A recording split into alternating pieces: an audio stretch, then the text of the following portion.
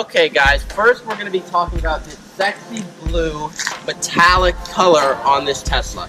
This was worth $1,000 on top of the actual Tesla. It looks worth it. Like when you're driving by, people know what you're driving. You get looks off the streets like, damn.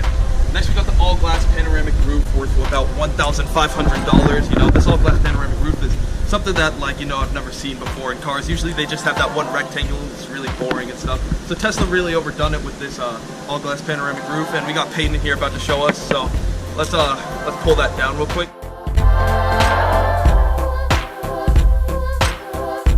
Alright, and this was worth about $1,500. So right now with the deep blue metallic paint and the all-glass panoramic roof, that's about $2,500 already off the bat, in addition to the car's MSRP. Alright, so next we got the gray 21-inch turbine wheels, and the gray 21-inch turbine wheels are about a whopping $4,500. I don't really know what the purpose of these are, just for style. You gotta dress to impress. So with this car, it's $4,500 on the wheels, plus the deep blue metallic paint and the all-glass panoramic roof. That's about $7,000. Now we're going to be heading to these gray next generation seats that were added onto the car.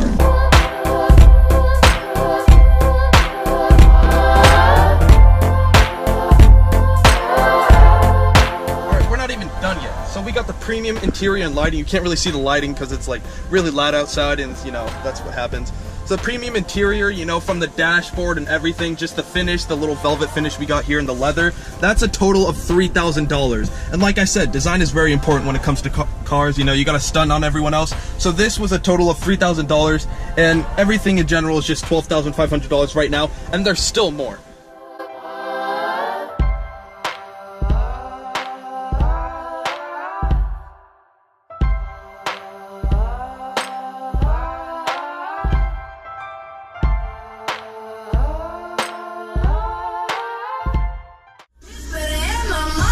So guys, this is actually not even the actual sound system that comes with the Tesla. This is actually the ultra high fidelity sound system that cost around $2,500 that my friend actually bought onto the Tesla. But worth it. So let's get right into the trunk space. I'll show you how big it is in here. So as you can see, you could fit a ton of groceries, even more than most SUVs. This has just a ton of space. When you're traveling somewhere or something, you want to get from point A to point B, you could fit like at least 6 luggages in here, and it'll fit comfortably. No hassle, nothing, and you'll still have a bunch of room in the front. And that's one plus. That's something I really like about the Tesla when I first saw it, is the amount of trunk space, because that's really important to people, especially people with huge families that like to travel places. So yeah, this Tesla is all around. It has the beauty, it has the trunk space, it has everything.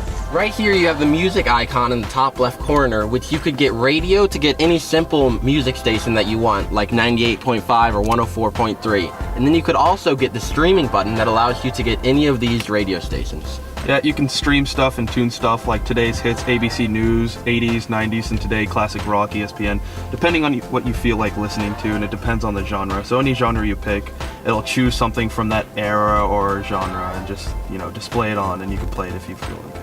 You can also decide to like it or dislike it, so it shows a very interactive interface that Tesla has brought to the music sort of section of the car. And then in the top right you have the phone feature, which you could connect any phone that you needed to, like mine per se, where you could make calls to anybody that you needed to talk to at that time. So when you're driving along, you can easily go to navigation right here, and you see where you are, and then you can go down to the bottom right corner with the lightning bolt, so where other chargers can be if you're running low on energy. Like you can see Red Rock Casino is right over here, and then you can also go to the Smith Center, Marriott, Palazzo, anywhere you need, so you can go to get a quick charge to continue on your journey. Okay, so with this Tesla, I just want to sum it up by doing all the things that were included that I really liked about the car. First of all, I like how the handles come in and out, and second of all, I like the low suspension on this car. I'm pretty sure the low suspension was extra. If I already guess, about $2,500. We have the rear view mirrors, which just look nice and clean overall. They have like the really slick design. The body is really nice, and the way they input the mirrors. So overall, the Tesla, what makes the Tesla so beautiful, what makes the Tesla such a nice car, is the overall aesthetic and the capabilities. It's not one of those cars that has high aesthetic and zero capability, but it has everything else.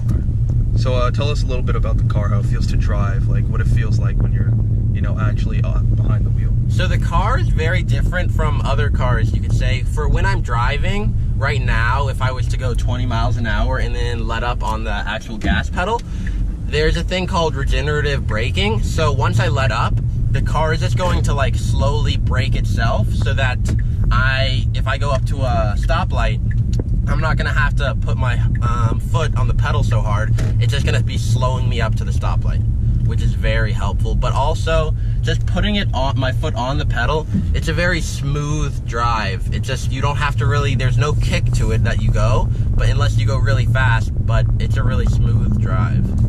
Okay, what is this interface right here? What is that little car icon? What's it? The little car icon, that's actually, it actually shows what lane you're actually in. So it tells you if you're too far to the right or too far to the left. So you know if you're actually in the middle lane, so you can stay safe at all times. Overall, do you feel like car sick when driving it? Is it something to get used to from like a gas car? Well, this is actually my first time driving this. So it's actually, you can get used to it pretty easily, as long as you just like, I'm trying to stay safe right now and just ease into it, but you can get into it really easily. It's a car that you can easily fall in love with driving.